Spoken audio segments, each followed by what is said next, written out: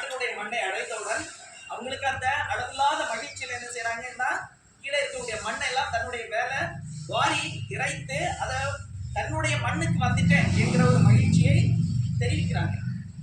நமக்கு ஒரு மண் இருக்குதா, நமக்கு ஒரு நாடு இருக்குதா, மகிழ்ச்சியா எங்கெங்கல போயிட்டு வர்றோமா?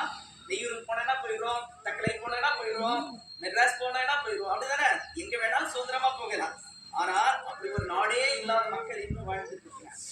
அதுதான் இந்த ரிபப்ளிக் டே, குடியரசு தினத்தினுடைய மாட்சி. எல்லாருக்குமே இந்த குடியரசு தினம் சார்ந்த கருத்துக்கள் எல்லாம் தெரியுமா? நான் ஒரு கேள்வி கேட்கட்டுமா? முதல் குடியரசுத் தலைவர் யார்? யாராவது கை தூக்கிட்டு சொல்லணும். Who is the first president of India? Doctor Rajendra Prasad. Okay, fine. உன்னுடைய பேர் என்ன? ரக்ஷித்.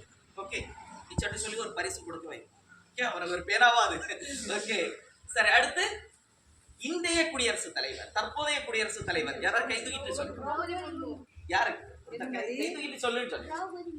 இன்னொருத்தர் சொன்னீங்களே, 3 பேர் சொன்னீங்க. யாரெல்லாம்? ஏன் தைரியமா கையை தூக்குங்க.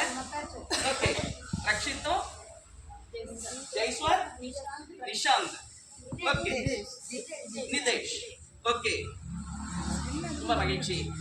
சரி, இந்த குடியரசு தினத்தினுடைய தாரக மந்திரம் அது என்னன்னா, இது கொஞ்சம் கடினமானது கூட.